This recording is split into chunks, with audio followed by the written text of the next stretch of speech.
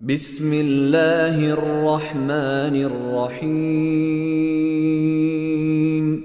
سبح اسم ربك الأعلى الذي خلق فسوى والذي قدر فهدى والذي أخرج المرعى فجعله غثاء أحوى سنقرئك فلا تنسى إلا ما شاء الله إنه يعلم الجهر وما يخفى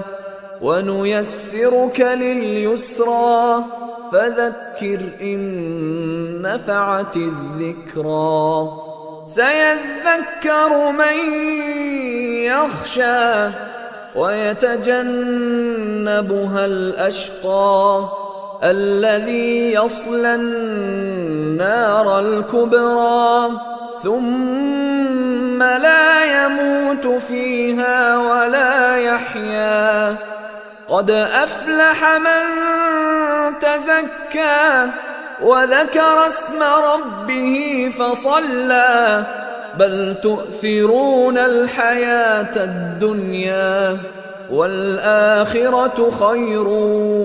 وأبقى إن هذا لفي الصحف الأولى صحف إبراهيم وموسى.